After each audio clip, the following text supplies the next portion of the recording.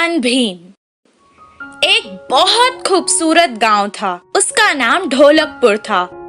उस गांव में एक नदी थी जो हमेशा बहती ही रहती थी। उस नदी के कारण गांव में हमेशा हरियाली ही रहती थी।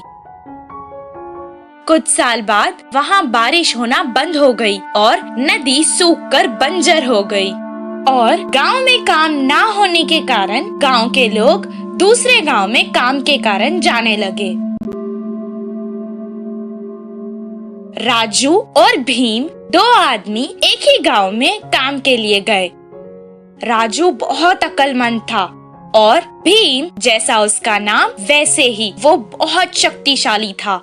वो आराम से कितना भी भार हो उठा सकता था। उस गांव में एक बहुत बड़ा लकड़ियों का व्यापारी रहा करता था। वो दोनों उसके पास काम मांगने गए। तब वो व्यापारी उनसे कहने लगा, जंगल जाकर लकड़ी काटनी पड़ेगी। क्या तुम दोनों से ये हो पाएगा? हाँ हो जाएगा। ये तो कोई मुश्किल का काम नहीं। तब व्यापारी ने जवाब दिया, तुम दोनों जितने पेड़ एक दिन में काट कर लाओगे उस हिसाब से ही तुम्हें पैसे मिलेंगे। वो दोनों कुल्हाड़ी लेकर जंगल गए। पहले दिन होने के कारण वो दोनों बहुत उत्साहित थे और जोर जोर से पेड़ काटने लगे। भीम ज्यादा ताकतवर होने के कारण बहुत जल्द ही 10 पेड़ काट चुका था। राजू के लिए ये मुश्किल काम था, पर उसने भी कर दिखाया और 10 पेड़ काट डाले। दोनों का ये काम देखकर व्यापारी ने उन्हें शाबाशी दी और अच्छा खाना दिया। खाना खाने के बाद वो दोनों एक पेड़ के नीचे आराम से सो गए। दूसरे दिन उसी उत्साह से वो दोनों फिर से जंगल गए। राजू कल की तरह आज भी 10 पेड़ काट चुका था। भीम ने सिर्फ 8 पेड़ ही काटे थे। हर रोज राजू 10 पेड़ काटता और भीम एक दिन 6 पेड़, तो दूसरे दिन 4 पेड़, फिर 2 पेड़, ऐसा करके काम कम करते रहा था। तब भीम खुद से कहने लगा, क्या हो गया है मुझे? क्या पेड़ काटने की वजह से मेरी ताकत कम हो गई है?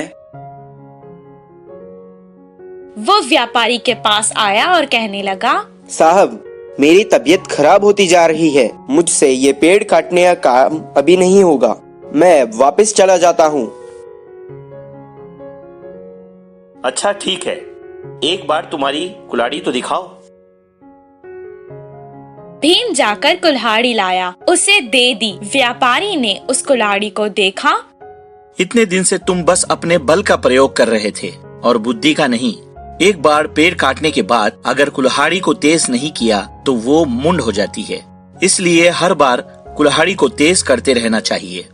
राम ने अपनी बुद्धि का इस्तेमाल किया और इसलिए वो इतनी कम मेहनत करके भी ज्यादा कमा रहा है। तुम इतनी छोटी बात नहीं समझ पाए।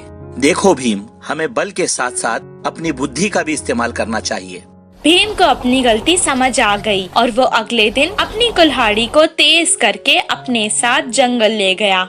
जैसे पहले दिन उत्साह से उसने पेड़ काटे, उतने ही उत्साह से उस दिन भी काम करने लगा। बुद्धिमान राम की तरह उसने भी बुद्धि का इस्तेमाल किया और इसीलिए उसे बहुत ज्यादा फायदा हुआ। इस